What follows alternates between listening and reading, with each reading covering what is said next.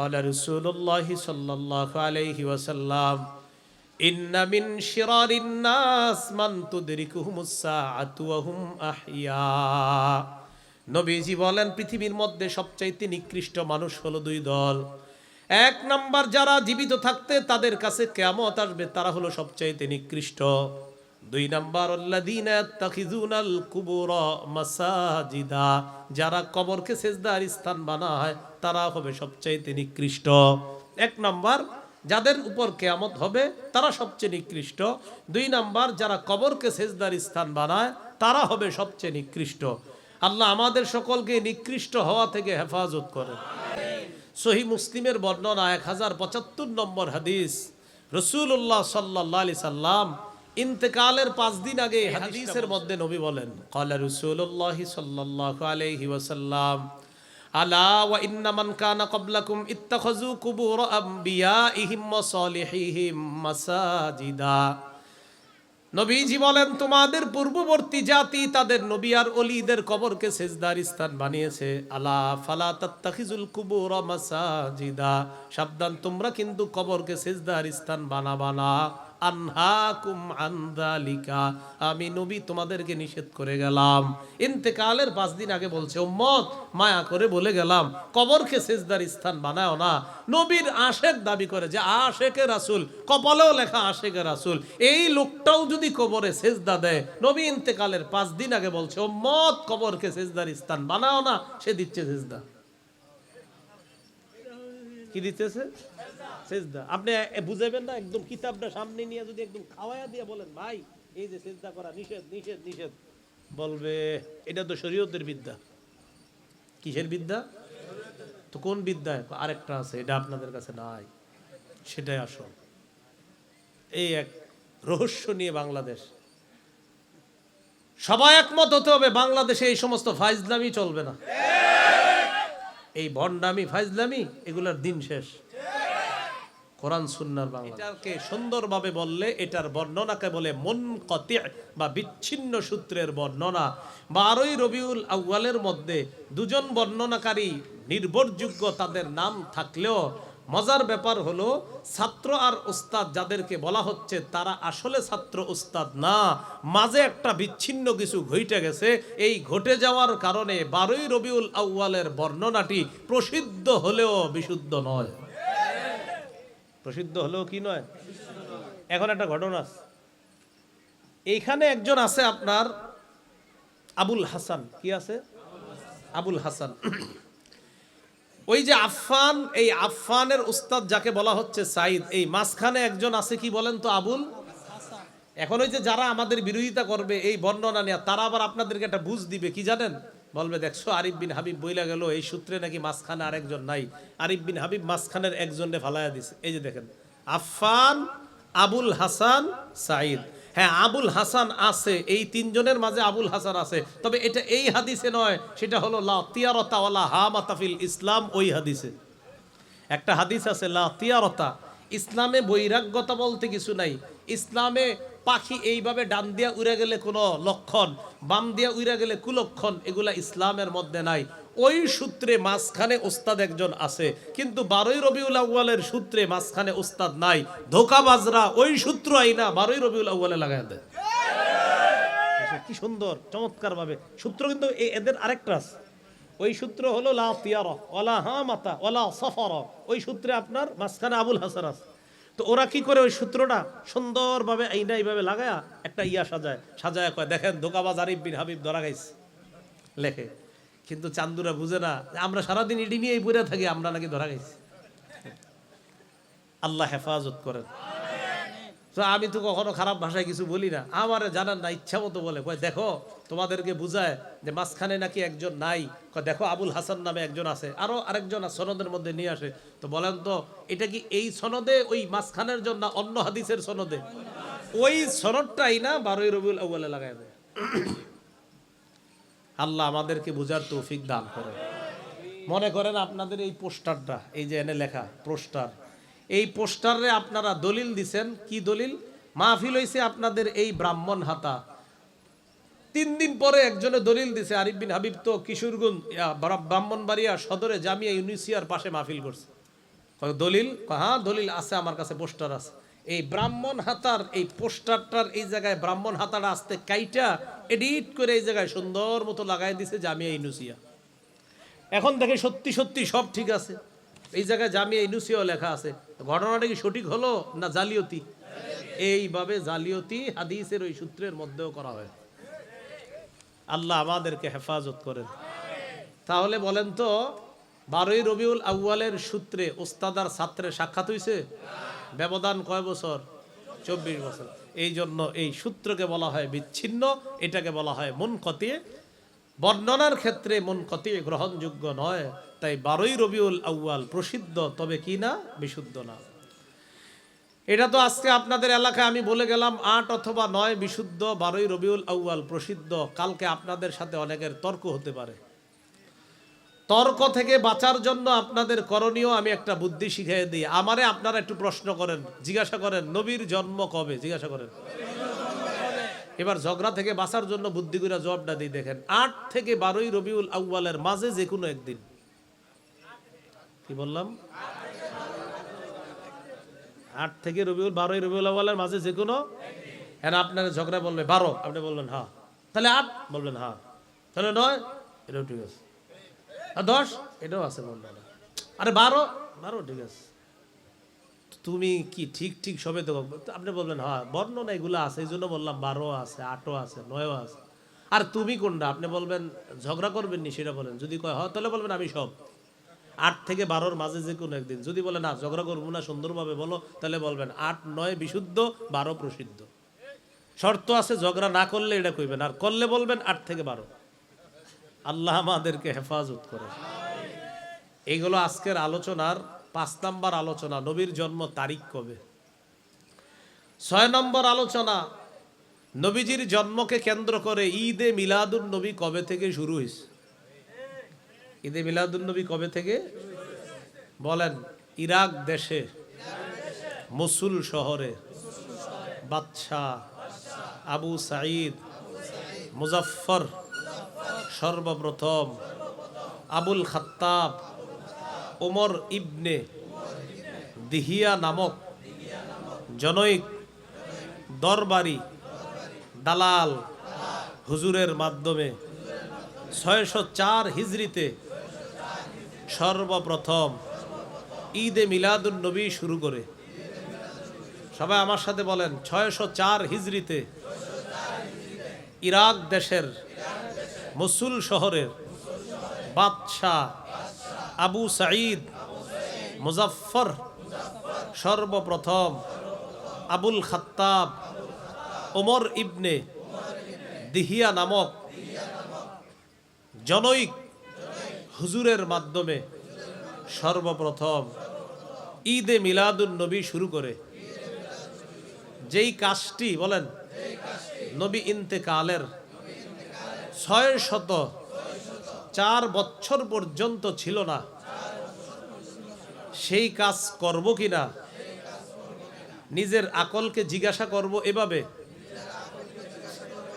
প্রিয় আকল 604 বছর যেটা ছিল না, তুমি কি এটা করবা? আকলে জিজ্ঞাসা করবেন যে প্রিয় আকল 604 বছর একটা কাজ দুনিয়াতে ছিল না, শরীয়তের আলোকে হুজুররা বলবে বেদাত, তো আকল তোমার সাথে একটু কথাবার্তাকে বললেনি, প্রিয় আকল 604 বছর পর্যন্ত যেটা ছিল না, তুমি আমাকে কি বলো একটু বলো তো। আকল বলবে এটা ঠিক না, একটু পরে জিলাপি বলবে ঠিক। আকল বলবে না, জিলাপি শুধু বলবে না না ঠিক। এই আকল আপনারা কিন্তু প্রথম বুঝাই দিবে না এটা করো না, এটা অন্যায়, কিন্তু একটু পরে বলবে আরে এত না না বলো তো, বিরিয়ানি জিলাপি বিষয়গুলা একটু রাখতে হয় না। এই হলো 6 নাম্বার কথা। তাহলে ঈদে মিলাদুন নবীকে এটা কবে থেকে শুরু হয়েছে? আমরা এগুলা করব না, আল্লাহ হেফাজত করেন।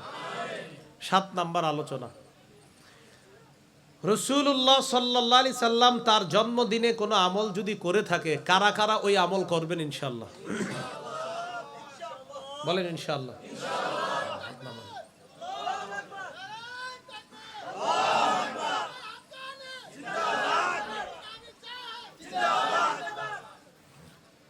সহিহ মুসলিমের বর্ণনা 1162 নম্বর হাদিস। এই হাদিস থেকে আমরা জানবো নবীজির জন্মদিনে কোনো আমল করব কিনা। সুইলা রাসূলুল্লাহ সাল্লাল্লাহু আলাইহি ওয়াসাল্লাম আন সাওমিদ্দাহ। আল্লাহ রসুলকে প্রশ্ন করা হয়, সারা বছর যদি কেউ রোজা রাখে, এই ব্যাপারে আপনার কাছে জানতে চাই। এক ব্যক্তি সারা বছর রোজা রাখবে, নবীজি জবাব দিলেন, লা সামা ওয়ালা আফতারা আও ক্বালা মা সামা ওয়া মা আফতারা। এই ব্যক্তি রোজা রাখেও নাই, রোজা ছাড়েও নাই। এক ব্যক্তি সারা বছর রোজা রাখবে, তো নবীজি বলেন সে রোজা রাখেও নাই, ছাড়েও নাই, মানে উৎসাহ দিলেন না। সারা বছর কেউ রোজা রাখবে, এতে নবীজি উৎসাহ দিচ্ছেন না। কয় সে রোজা রাখেও নাই, তবে এটা রাখছে, তো এই জন্য নবী বলে ছাড়েও নাই। একটা হলো নবীজি বলতেছে না না সে রোজা রাখে নাই, হুজুর রাখছে তো, ও আচ্ছা ছাড়েও নাই। এর মানে নবীজি এমন বাক্য বলছে যে বুঝাইতেছে না এটা তুমি রাখো না, জায়েজ আছে, কিন্তু এটা উৎসাহ দিলেন না। ওয়াসুইলা আন সাওমি ইয়াউমাইনি ওয়া ইফতারি ইয়াউমিন। ইয়া রাসূলুল্লাহ, কেউ যদি 2 দিন রোজা রাখে, একদিন রোজা না রাখে, এই ব্যাপারে আপনার কাছে জানতে চাই। এর মানে মাসে 20টা রোজা, 10টা রোজা না রাখা, মানে 20টা নফল রোজা আর 10 দিন না রাখা। 2 দিন আবার একদিন গ্যাপ, আবার 2 দিন আবার একদিন গ্যাপ। নবীজি জবাব দিলেন, আইয়ুনা ইউতিকু যালিকা। আমাদের মধ্যে কে আছে এই রোজা রাখার শক্তি রাখে? কে আছে আমাদের মধ্যে যে এরকম রোজা রাখার সামর্থ্য আছে? অর্থাৎ 2 দিন রোজা আবার একদিন গ্যাপ দেওয়া, মানে নবীজি বুঝাইতেছে এটা তো অনেক কষ্টের কাজ। এইভাবে নফল রোজা রাখা রাখলে জায়েজ আছে, কিন্তু নবী এটাতে উৎসাহ দিলেন না। ওয়াসুইলা আন সাওমি ইয়াউমিন ওয়া ইফতারি ইয়াউমিন। প্রশ্ন করা হলো, ইয়া রাসূলুল্লাহ, কেউ যদি একদিন নফল রোজা রাখে, 2 দিন না রাখে, আর মানে মাসে 10টা রোজা আর 20 দিন গ্যাপ। নবীজি বললেন, ইয়া লাইতা কাওয়া আন্নাল্লাহ কাওয়ানা লিযালিকা। হায় আল্লাহর কাছে আশা, আল্লাহ যদি এই রোজা রাখার শক্তি আমাদের সবাইকে দান করতেন। এর মানে এটা নবী পছন্দ করছে, একদিন রোজা আর 2 দিন রোজা গ্যাপ দেওয়া, নফল রোজা, তাহলে মাসে 10টা রোজা আর 20 দিন গ্যাপ। নবী বললেন, হায় আল্লাহ যদি আমাদের সকলকে এই জাতীয় রোজা রাখার শক্তি দান করতেন, কতই না উত্তম হতো। এটা নবীজি সমর্থন করলেন। এরপরে প্রশ্ন করলেন, সুইলা আন সাওমি ইয়াউমিল ইসনাইন। ইয়া রাসূলুল্লাহ, সোমবার দিন রোজা রাখার ব্যাপারে আপনার কাছে জানতে চাই। নবীজি বললেন, ইয়াউমুন ওয়ালিদতু ফি। সোমবার এমন একটা দিন যেই দিনে আমি জন্মগ্রহণ করেছি। সুবহানাল্লাহ। তাহলে সোমবারে আল্লাহর নবীর জন্ম। বলেন তো নবী জন্মদিনে কি আমল করতেন? সবাই বলেন কি করতেন? আর সেই জন্মদিনে সোমবারটা বছরে একদিন হয়। হ্যাঁ, সোমবার বছরে একদিন। তাহলে তাহলে জন্মদিনের আমল কি সাপ্তাহিক না বাৎসরিক? সাপ্তাহিক। প্রকৃত আশিক রাসূল যারা, তারা সারা বছর প্রতি সোমবার রোজা রাখা নবীর জন্মদিনের শুকরিয়া আদায় করবে, তারাই হবে প্রকৃত আশিক রাসূল। অথচ বাৎসরিক জন্মদিনে কি রোজা রাখে না খায়? যেটাই হোক আর কি। তাহলে রাসূল সাল্লাল্লাহু আলাইহি সাল্লাম জন্মদিনে কি করতেন? রোজা রাখতেন। এটা হলো নবীজির জন্মদিনের আমল। 8 নাম্বার আলোচনা, গুরুত্বপূর্ণ আলোচনা। বলেন, জন্মদিনকে কেন্দ্র করে কোন ধরনের বেদাত করা যাবে না। জন্ম মাসকে কেন্দ্র করে, কবরকে কেন্দ্র করে মেলা বসানো যাবে না, গাজার আসর বসানো যাবে না, শিরিক করা যাবে না, বেদাত করা যাবে না। আমরা ওলিদের বিরোধী না, কবরের বিরোধী না, কবর জিয়ারতের বিরোধী না। তবে কেউ যদি কবরকে কেন্দ্র করে শিরিক করে, বেদাত করে, গাজার আসর বসায়, মেলা বসায়, সেই শিরিক আর বেদাতের বিরুদ্ধে, গাজা আর মেলার বিরুদ্ধে আগেও ছিলাম, এখনো আছি, মৃত্যু পর্যন্ত থাকবো ইনশাআল্লাহ। কি শিখলাম বিষয়টা? আমরা ওলিদের বিরোধী, কবরের বিরোধী। কবর কেন্দ্র করে শিরিক হলে, বেদাত হলে, আতশবাজি হলে, চারোদিকে ইত্যাদি গান বাদ্য হলে ওই ইত্যাদি সব মানে যা হয় আর কি। তাহলে এইগুলার বিরোধী আমরা। এই বিষয়গুলা আপনাদের এই এলাকার আলেমরা স্মারকলিপি দিতে হবে প্রয়োজনে, হ্যাঁ, যে আমরা আসলে ওলামায়ে কেরাম কোন জিনিসটার বিরোধিতা করতেছি। জামিয়া ইউনুসিয়ারে প্রধান রাইখা এটা লিখিত আকারে বক্তব্য জানাইতে হবে যে আমরা আসলে কিসের বিরোধী, এটা সরকারের রাষ্ট্রকে জানাইতে হবে। শিরিকের বিরোধী আমরা। প্রয়োজনে আমরা লম্বা আলোচনা সাজায়া এই আলোচনাকে আপনার নিচে দিয়ে এটা আপনার প্রধান উপদেষ্টা যিনি আছে তার কাছে পৌঁছাইতে হবে। প্রথমে বিবারিয়ার দায়িত্বশীল যারা আছে তাদের কাছে আপনার এটা পৌঁছাইতে হবে। প্রয়োজনে আপনি পুরো আলোচনাগুলো লিখে নেবেন। প্রয়োজনে যদি বলেন যে না হুজুর আপনিও লিখে দিলে ভালো হয়, আমি পেজে পুরাটা লিখে দিব এগুলা কেন্দ্র করে কি কি শিরিক আছে বেদাত আছে, আপনারা ওটা কপি করে বিশাল একটা খাতায় সাজান, সাজায় জামিয়া ইউনুসিয়াকে বড় রাইখা এরপর দায়িত্বশীলদের হাতে পৌঁছান যে আমরা মূলত কিসের বিরোধী একটু দেখেন, কিসের বিরোধিতা করি এটা একটু দেখেন। এটা বুঝাই তো সমস্যাটা কোথায় আমি বলি আপনাকে। যেমন এই যে একজন আলোচক উনি যে আমার বয়ানের আগে বললো না যে গত বছর ওনাদেরকে ঝামেলা করছে অনেকে। সমস্যাটা হলো এই যে আমি শিরিকের বিরুদ্ধে যদি ওয়াজ করি, বেদাতের বিরুদ্ধে ওয়াজ করি, বলেন তো কিসের বিরুদ্ধে আর কিসের? সকালে প্রচার করা শুরু করে হ্যাঁ অলিদের দুশ্মন। আমি কি অলিদের দুশ্মনী করলাম না শিরিকের? আমি কি অলির দুশ্মনী করলাম না বেদাতের? অথচ বলে দিল সে অলির দুশ্মন। এই হলো ঝামেলাটা। তাহলে ৮ নাম্বার আলোচনা, জন্মদিনকে কেন্দ্র করে বা জন্ম মাসকে কেন্দ্র করে কোনো কবরের মধ্যে বাতি তাতি ইত্যাদি জ্বালায়া কোনো শিরিক বেদাত অথবা কোনো গাজার আসর মেলা ইত্যাদি বসাবো না, এবং এগুলার বিরুদ্ধে আমরা আগে ছিলাম, আছি, থাকবো ইনশাআল্লাহ। যেমন একজন ওই হুজুর বললেন না উনি, তো ওনারেও বলবো আপনারা যারা আছেন এটা লিখিত আকারে বিবারিয়ার বড় হুজুর যারা ওনাদেরকে সামনে রাইখা দায়িত্বশীলদের কাছে পৌঁছান যে আমরা আসলে বিরোধিতা করছি কোন জায়গায়, এটা পৌঁছাইতে হবে। হবে ইনশাল্লাহ, সব শেষ হবে, সব কি হবে শেষ হবে ইনশাল্লাহ। ওলামায়ে কেরাম মূর্তি কয়টার বিরোধিতা করছিল? একটার। কয়টা? এখন গেছে প্রায় 90 ভাগ। ইনশাল্লাহ 10 ভাগও থাকবে না। শিরিক বেদাত দেশ থেকে চলে গেলে রহমত আর বরকত বৃষ্টির মতো আসবে, মাথায় রাখতে হবে। তো জন্মদিনকে কেন্দ্র করে বেদাত নিষিদ্ধ। সহিহ বুখারীর বর্ণনা 2697 নম্বর হাদিস। আম্মা জান আয়েশা সিদ্দিকা রাদিয়াল্লাহু তাআলা আনহার বর্ণনা, তিনি বলেন ক্বালা রাসূলুল্লাহ সাল্লাল্লাহু আলাইহি ওয়াসাল্লাম মান আহদাসা ফি আমরিনা হাযা মা লাইসা ফিহি ফাহুয়া রাদ্দুন। কেউ যদি আমাদের পূর্ণাঙ্গ শরীয়তের মধ্যে ইবাদতের নামে নতুন কিছু করে, এটার নাম হবে বেদাত। এই বেদাত প্রত্যাখ্যান করা হবে। বলেন তো পূর্ণাঙ্গ শরীয়তের মধ্যে ঈদ কয়টা? শরীয়তের মধ্যে ঈদ কয়টা? তাহলে তৃতীয় ঈদের নাম কি হবে? না বেদাত। কি হবে? বেদাত। এই বেদাত গ্রহণযোগ্য না। এবার আমার সাথে বলেন, কবর কেন্দ্র করে শিরিক করা যাবে না, বেদাত করা যাবে না। আপনাদের এই মাহফিলে আসার সময় এক জায়গায় দেখে আসলাম, এলাকার নামটা কি জানি চলতেছে, আজকে আজকে এখন এখন দেখে আসছে, আপনারা চিনবেন। ওই যে উনি নাকি ল্যাংটা থাকতো এরকম বলতেছে, এলাকাবাসী বলছে।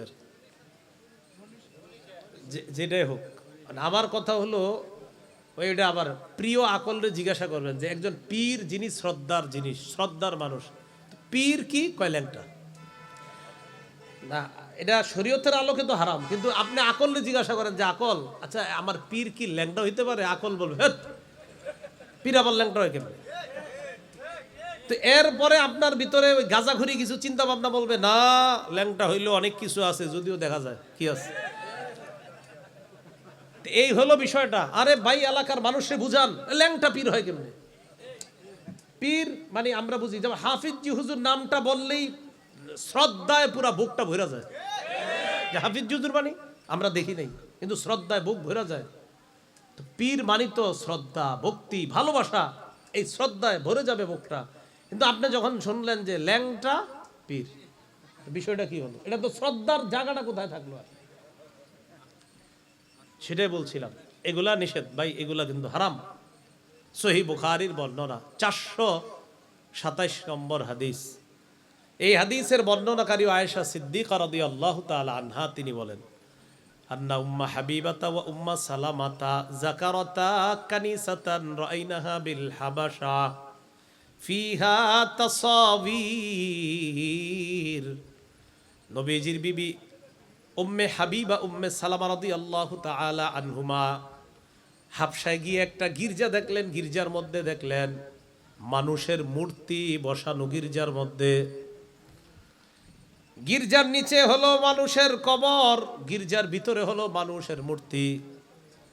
নবীজির কাছে বললেন, ইয়া রাসূলুল্লাহ, ইবাদতখানার নিচে দেখলাম কবর, কবরের উপর ইবাদতখানা, আর ইবাদতখানার ভিতর ওই আল্লাহর ওলির মূর্তি দেখা যায়। নিচে ওলি, উপরে ইবাদতখানা, ইবাদতখানার ভিতরে ওলির মূর্তি।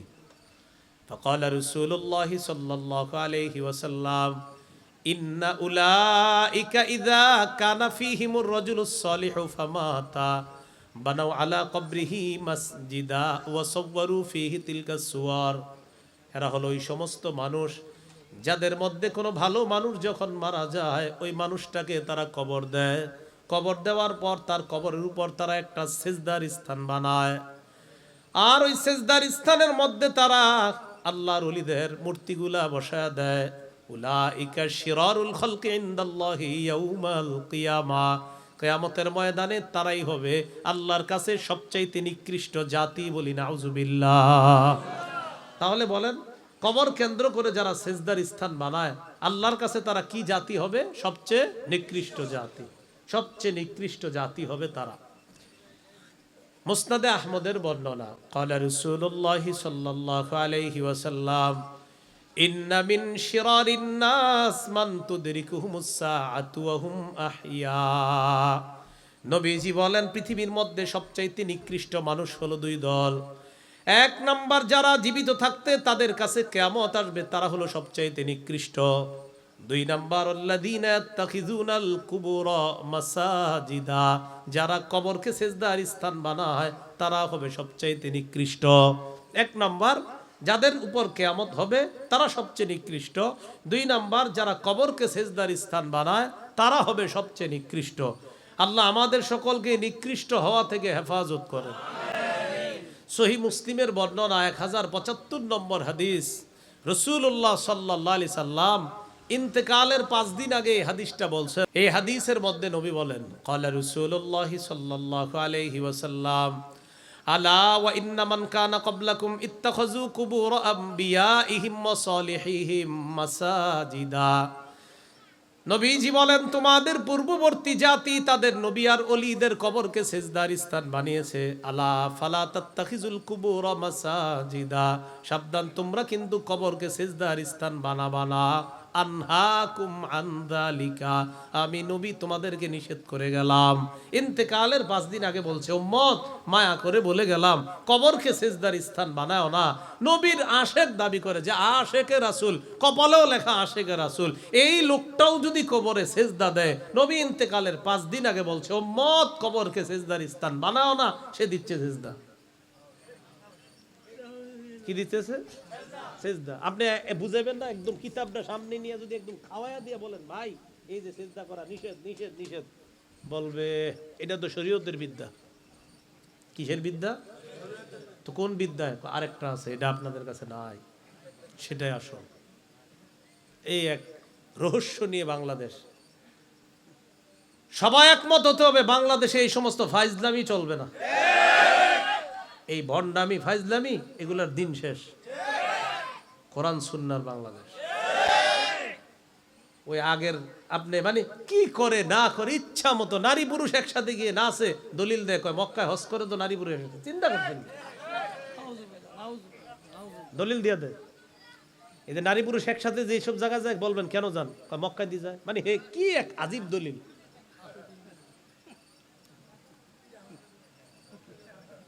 বুঝান, এখনো সময় আছে, পায়ের দূরে বুঝান, হাতে দূরে বুঝান, যে ভাই বুঝো বুঝো, কারণ আগামী বাংলাদেশ ইসলামের বাংলাদেশ। ইসলামের বাংলাদেশ হওয়া মানে বুঝো, আগামীর বাংলাদেশ ইসলামের বাংলাদেশ। আর ইসলামের বাংলাদেশ হওয়া মানে বুঝো, ইসলামের বাংলাদেশ মানে শিরিক থাকবে না, কুফুর থাকবে না, বেদাত থাকবে না, এখানে থাকবে কোরআন, এখানে থাকবে হাদিস। সংসদ, হাইকোর্ট, সুপ্রিম কোর্ট, জজ কোর্ট, যত কোর্ট, সব জায়গায় কোরআনের আওয়াজ উচ্চারিত হবে। বুঝাইবেন যে ভাই সাবধান হয়ে যাও, কারণ কয়দিন পরে এমনি ঝামেলা হবে, সাবধান হয়ে যাও, এখনো ফিরে আসো, ফিরে আসো। তোমারে ভালো করে বুঝে বলবেন, তুমি আমার ফুফাতো ভাই, খালাতো ভাই, তোমার পায়ে ধরি, এই শিরিক করো না, শিরিক করো না। ওলামায়ে কেরাম প্রস্তুতি নিতেছে, তুমি এই শিরিক করো না, খালি ছাড় দিতেছে, ভাই শিরিক ছাড়ো, শিরিক ছাড়ো, বারবার বুঝাইতেছে শিরিক ছাড়ো।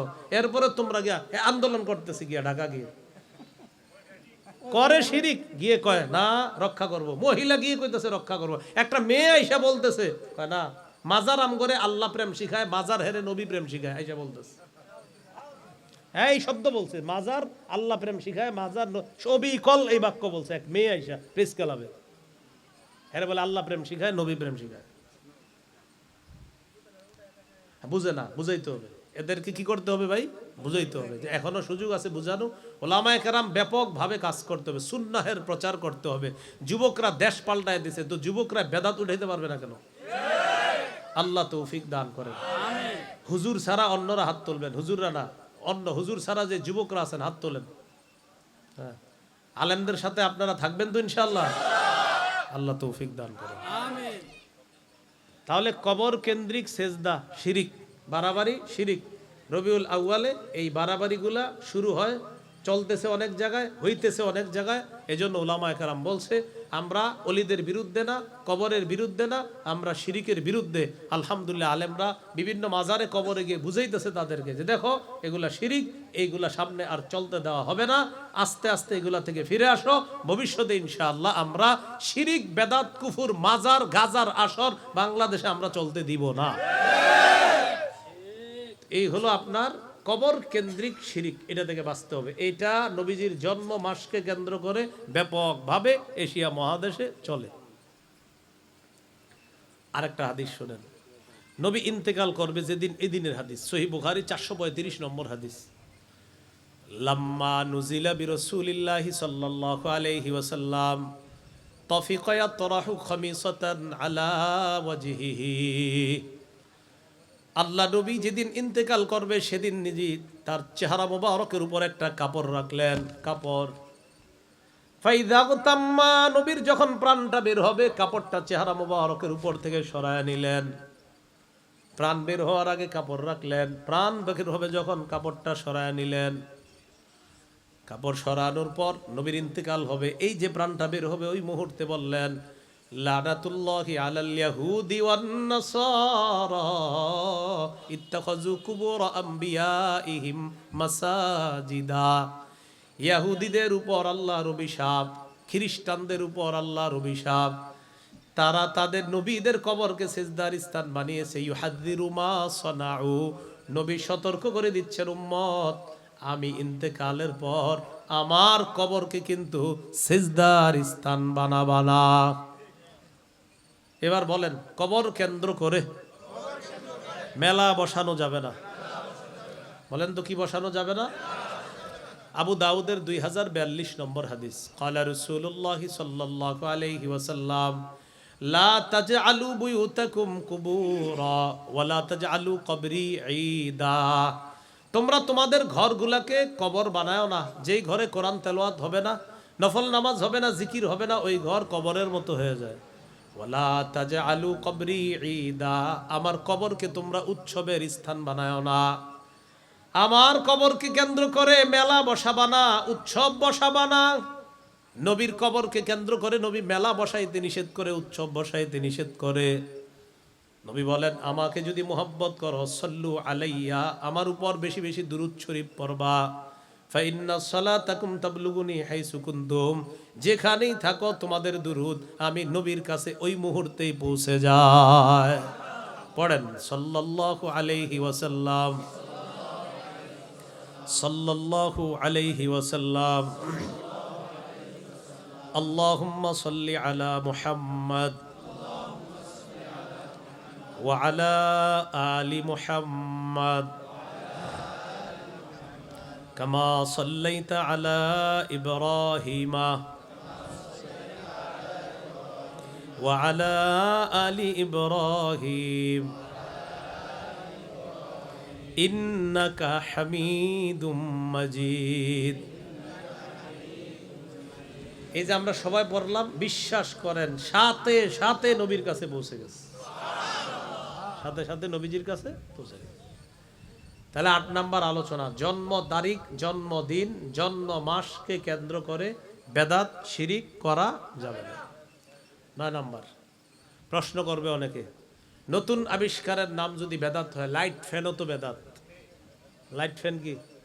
এগুলা তো নতুন আবিষ্কার। জবাবটা এইভাবে দিবেন, লাইট ফ্যান না থাকলেও আমরা শরীয়ত পালন করব, লাইট ফ্যান থাকলেও করব। লাইট ফ্যান না থাকলেও আমরা শরীয়ত পালন করব। কারেন্ট জানা আপনাদের? ওই সময় কি নামাজ বাদ দিয়ে দেন? আগামী 100 বছর যদি কারেন্ট না থাকে, আল্লাহ যদি 100 বছর বাঁচায় কাউরে, আপনারা কি নামাজ ছেড়ে দিবেন? বোঝা গেল এই নতুন আবিষ্কারের সাথে শরীয়তের সম্পর্ক নাই। ও থাকলে ভালো, লাইট থাকলে ভালো, না থাকলে আমরা নামাজ ইবাদত যে করব না এমন না। এটা আছে আলহামদুলিল্লাহ, এটা নাই তাও আমরা শরীয়ত পালন করব। বোঝা গেল শরীয়তের মধ্যে নতুন আবিষ্কার আর এই লাইট নামক নতুন আবিষ্কার। একটা হলো ইবাদত নামে নতুন আবিষ্কার, আরেকটা হলো যন্ত্রপাতির নতুন আবিষ্কার। ইবাদত নামে নতুন আবিষ্কারের সম্পর্ক শরীয়তের সাথে, যন্ত্রপাতির নতুন আবিষ্কার এটার সম্পর্ক শরীয়তের সাথে না। এটা হইলে ভালো, না হইলে কোনো সমস্যা নাই। কিন্তু ইবাদত নামক নতুন আবিষ্কার, এটা শরীয়ত বলবে বেদাত, এটা প্রত্যাখ্যান করা হবে। বুঝছেন তো কথাটা? তাহলে এই নতুন আবিষ্কার আর ইবাদতের নতুন আবিষ্কার কি এক? 9 নাম্বার কথা গেল। 10, আপনারে বলবে এই কথা শুই না, তোর বাপে কি কম করছে, এরকম বলবে। তোর আব্বা করছে, তোর দাদায়। এই ক্ষেত্রে স্ট্রং হয়ে মজবুতি